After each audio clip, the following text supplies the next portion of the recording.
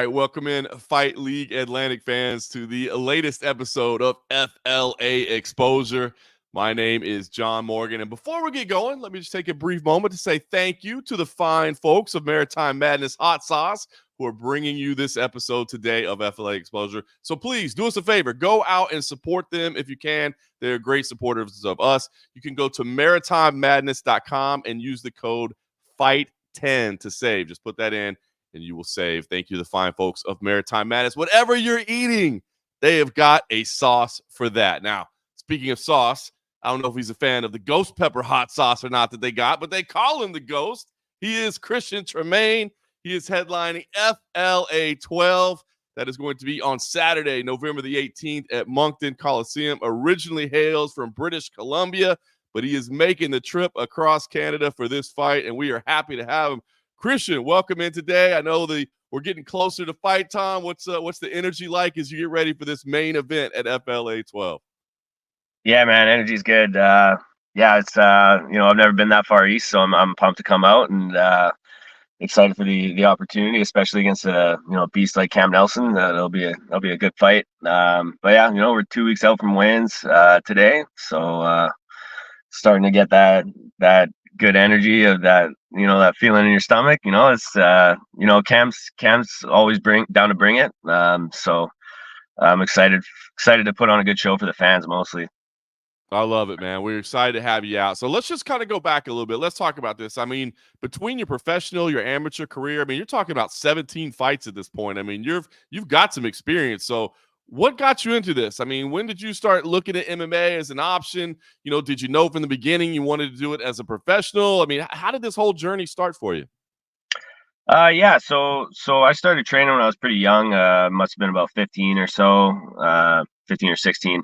And yeah, I was one of those kids that UFC was just starting to get popular, and I really took to it and thought that that's something I want to do. That looks hard. And so I started looking around at gyms and stuff, and it was always a good time for me doing jiu-jitsu, and I think the jiu-jitsu is really what got me to stay with it and everything. I've grown to love striking and all that through the years, but jiu-jitsu was always it was really cool to me. Like, I remember the first time I was like 16 and I choked out a grown like 30-year-old man, and I was like, what the fuck, this is cool.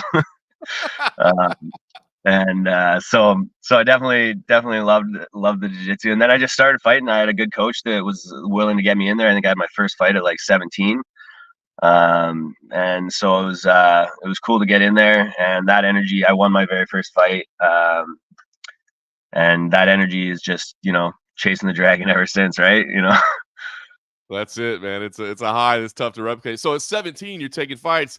Is the family, I mean, are they like, yeah, go for it, brother? This will be great, Christian. This is awesome. Are they trying to talk you out of it and have you do something else a little more sensible?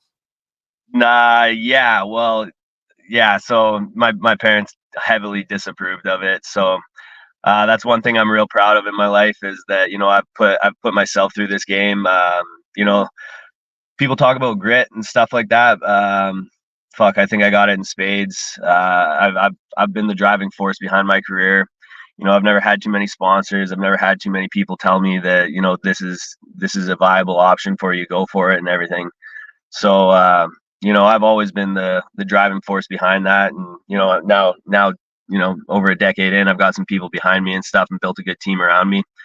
But, for the beginning portion, I mean, I can get it. If my kid ever was like, yeah, I want to be an MMA fighter, I'd be like, there's there might be easier options. It's a good life. It's a good life training all the time and everything. I wouldn't trade it for the world. But yeah, so it's not like I don't understand my parents in that regard. But it's been a go for sure.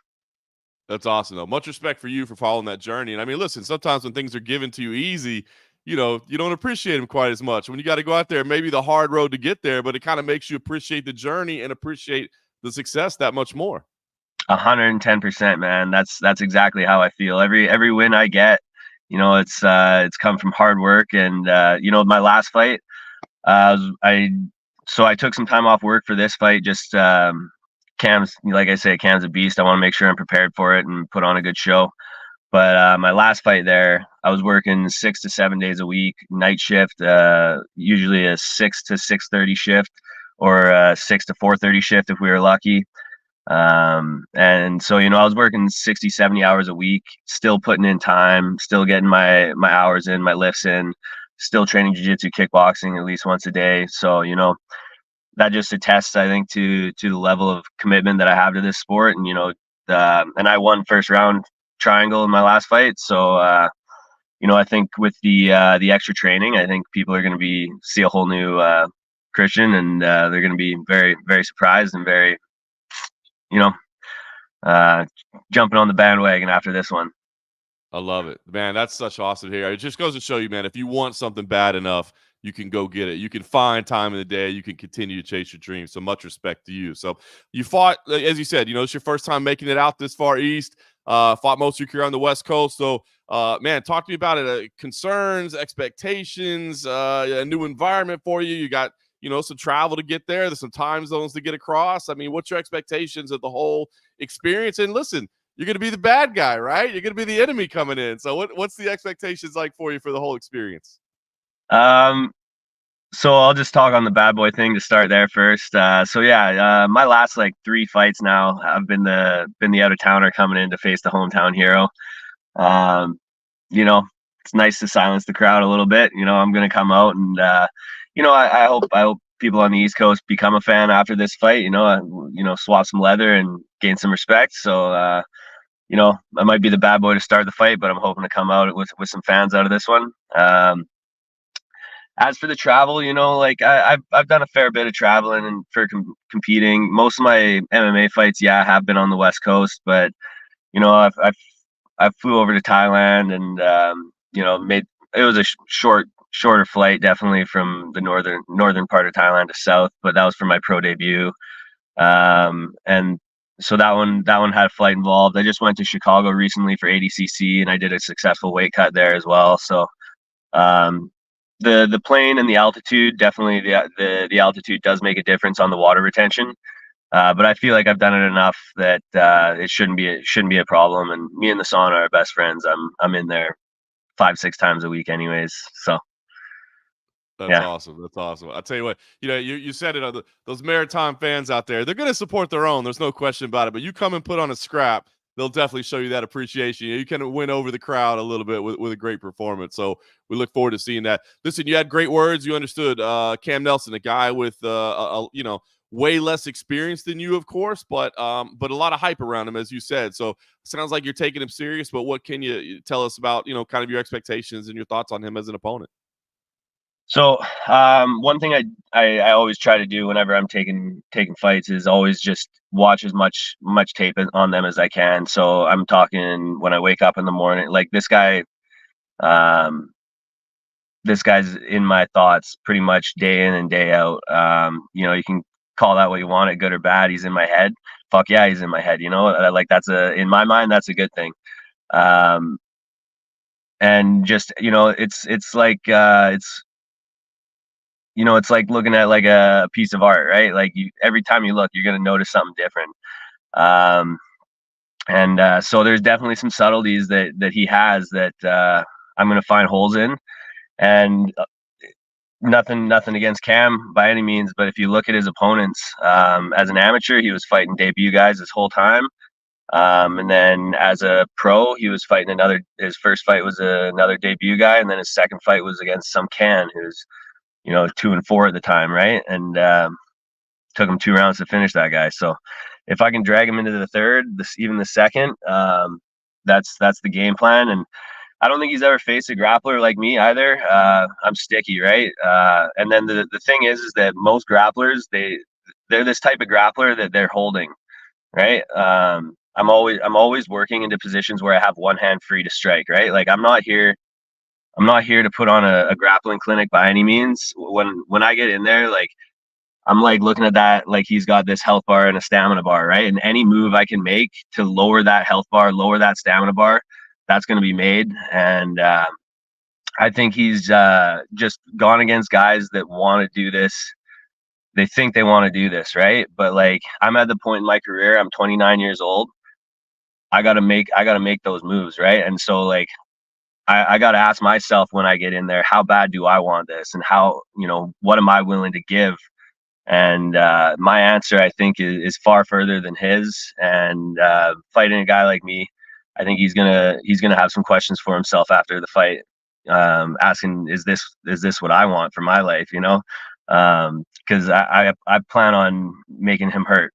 This is the fight game, and my plan is to do as much damage in there over the 15 minutes as I can. And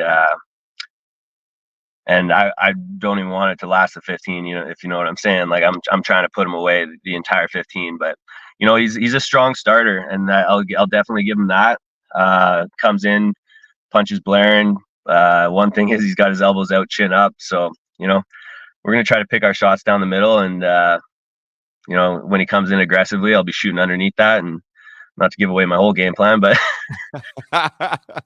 I tell you, I love it though, man. I love the determination, because there's one thing where it's trash talk or something like that, but that's not what it is. I mean, you're just talking about your drive and your dedication, and where you are at in your career and what it means to you, man. So I'm fired up, man. I was already excited about this matchup. Now you got me even more hype about it. So listen, you touched on the first round triangle choke. I thought maybe that might be like an accomplishment for you, where you're like, dude, I'm gonna start doing that from now on, man. Like, I just, I'll show the slick jujitsu, but I know you kind of like to make it grimy in there. So was that something that you want to kind of recreate and get these quick finishes, or is that not really, was that just kind of one night? Yeah, well, Colton, so I fought Colton Boxell there in Branded FC, and yeah, we came out. I'm always trying to test my ability. Like, every fight you want to see where your line is, right? And so I was trying to see what I could do with my hands there, and we had a whole game plan, staying on the outside, straight punches, long teeps, and then first thing, boom, he's in on my legs. And so he's a grappler himself, but he's the type of grappler that he doesn't hit, right? And so guys get to the point where they get so obsessed with holding position that they forget that it's an MMA fight, and they need to punch during these exchanges, right? And so the entire time we're grappling, he's not throwing anything of substance, right? So I'm just able to advance position kind of deal. We ended up in I got a big double leg lift, put him down on his back, but unfortunately I left my arms in, so he was able to overhook and sumigashi, like butterfly sweep me over. And we ended up in a half guard dogfight position. He put his hand on the mat, but then same thing. I didn't have that triangle locked up until I started throwing those elbows. So when you're on your back, you're allowed that 12-6 style elbow, because then it technically is a 9-3. And so it wasn't locked up whatsoever. And then you have to make that choice, right? And that's the beauty of MMA. A lot of the times you either defend your face, or you lose position a little bit, right? And so he decided that he didn't want to get elbowed in the face, and then he stuffed his head down, and then boom, that gave me the space to lock up the triangle.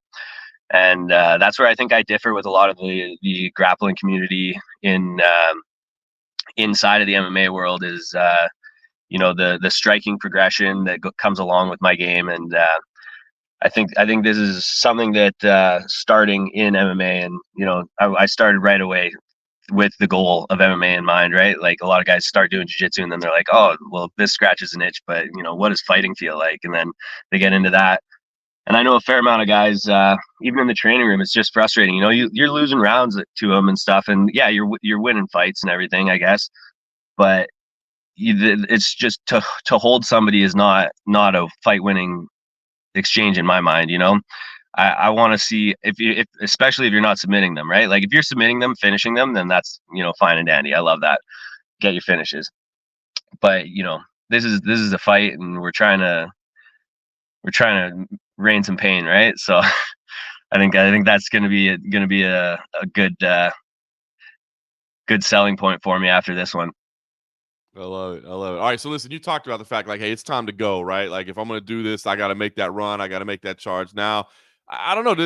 Canada's obviously putting together a lot of great talent right now, and here you are making the trip across the country, and it's not just fighting at home and in the local place that I mean, I don't know. Does this feel like a big moment? And is this kind of like what you envision is like, hey, I'll start on the West Coast, and then I'll start, traveling across the country, and then it's international from there. I mean, I don't know. Does this feel like kind of a big moment and everything coming together? Yeah, this is a huge opportunity, man. I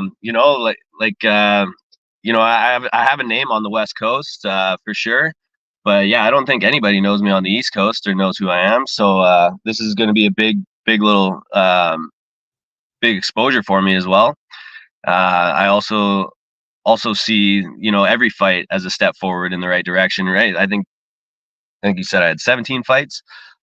So that's every fight you make, you're pushing the limits, and it's such a memory, right?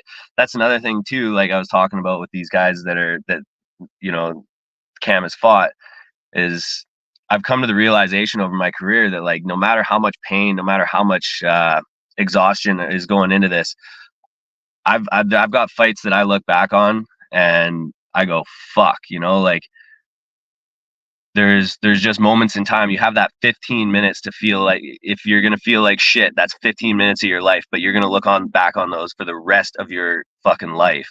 And that's something I do. And, I hate myself for some of my losses. And, I just, wish I fought a little bit harder, wish I trained a little bit harder, and that I'm a little bit older, a little bit more matured, a little more seasoned. And I believe that's going to be the main difference here. But yeah, awesome. back to your question, I do believe this is a big moment for me. I really appreciate FLA putting me on as the main event. We got a beast of a welterweight co-main as well with Christian Savoy. It's another guy on the radar for sure as well. And so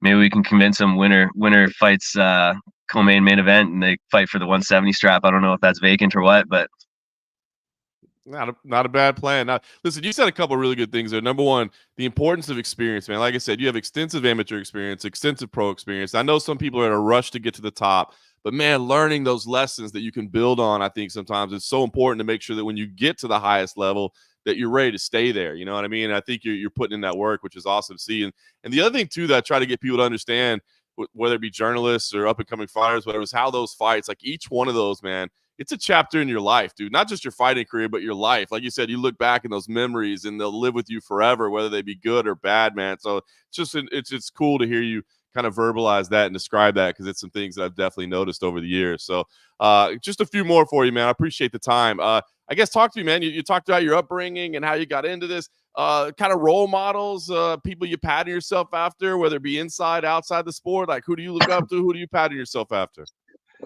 Yeah, that's one thing I've been super lucky with.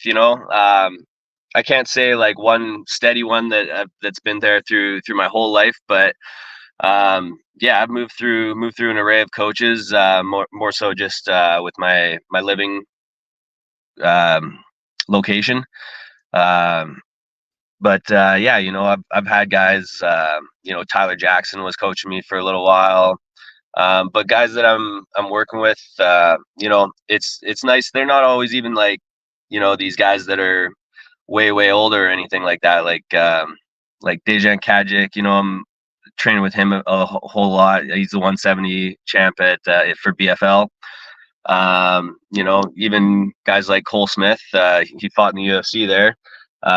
Yeah, I consider him a friend and a mentor, and look to these guys. And I was training under Bibiano for quite some time. Probably not as recognizable a name, but Robin Haluska as well. He's the owner of Revolution Martial Arts. There's just a lot of really good guys out there. And like I'm sitting in a parkade right now. I'm about to go to Kazushi grappling. There's ADCC vet Ben Dyson and Mike Crisp, ADCC trials finalist. So, the guys I'm training with and the guys I get to be around, it's that old saying, right? Surround yourself with people you want to be like. And so, if I always think if I'm at the bottom of that totem pole there, then, if I can just, as they climb, I climb. And, it's like growth as a team. And I really have been fortunate in that regard to have some good people around me who are willing to help me. And yeah, these guys, they kick the shit out of me in training, but I know it's for the best, and it's always going to pay off in the long run for me, which is always good.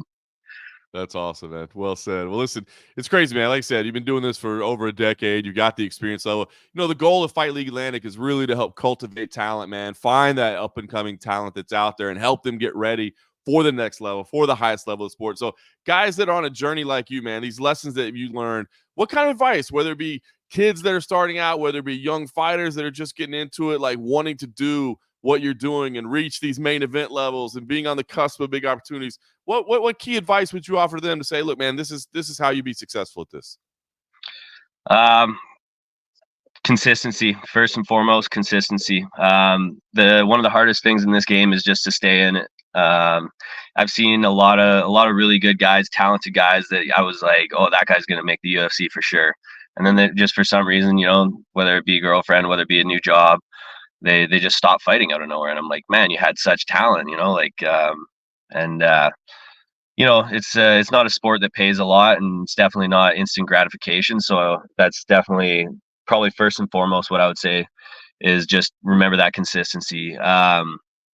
Show up to practice every day, whether it be kickboxing, jiu-jitsu. That's the nice thing of MMA. You get sick of one thing, focus on another for a little bit, just keep progressing yourself, because by the end of it, you're never going to be satisfied with your skills, or at least that's how I feel about my game.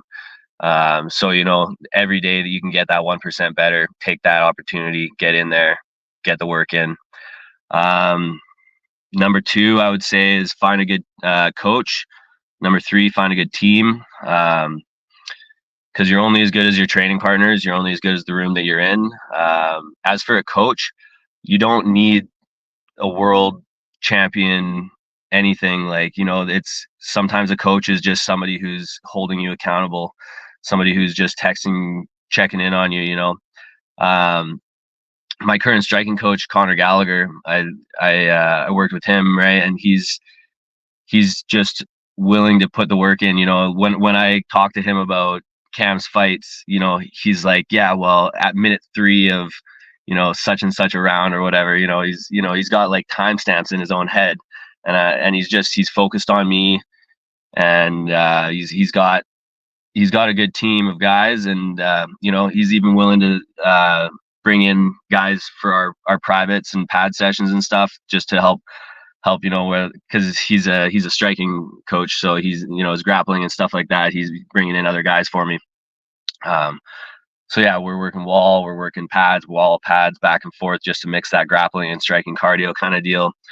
But yeah, at the end of the day, those 3 things: consistency, coach, and a good team. That's the recipe for success in my books, and just doing your best to stay injury free as well. Yeah, that helps too, man. Sage advice though, man. Honestly, your experience really shining through, man. I've enjoyed this conversation, man. So listen, last thing, I just want to give the floor to you, man. Like I said, I'm looking forward to this fight. You got me more excited about a fight already. Like, any sponsors, any shout outs, any thank yous, anybody that you want to make sure that gets some recognition while you have this moment? Yeah, most of my sponsors are actually gyms. I do have one clothing company, Ghost Grappling. If you check out their gear, you can just find them on Google. Just type in Ghost Grappling. I think it's ghostgrappling.com. But they make real sick rash guard sets, rash guard short sets. You can catch me in the tie-dye one all the time when I'm competing jiu-jitsu. As for the gyms, yeah, Revolution MMA, they're my biggest financial sponsor. Competing out at On Guard Jiu-Jitsu, Matt Kwan, he's a very, very talented jiu-jitsu coach. Also, he puts in a lot of time and effort for me, above and beyond what normal coaching does, in my opinion. Pitt Meadows Combat Club, Conor Gallagher, that's my striking coach. He's killer. Like I say, he's very, very good with his fight IQ and his ability to read fights and techniques and whatnot, what's going to fit where and how it's going to work, and pattern recognition. Then we got Kazushi Grappling, like I say, and Universal MMA, Dejan Kajic. That's the thing here, right? Like, I just mentioned 5 different gyms here, man. I'm putting the work in for this one. So yeah, we're going full steam ahead. That is awesome, man. Well, listen, I can't wait. Listen, Appreciate the time. For everybody out there listening, it is Saturday, November the 18th. It's at Moncton Coliseum. Get your tickets ASAP. They will not be available forever. Snatch them up. If not, you can watch the pay-per-view online as always. It's a great product, Fight League Atlantic. Christian, looking forward to you coming out and being in this main event. Thank you for the time. Best of luck. FLA 12. We will see you there. Thank you, sir.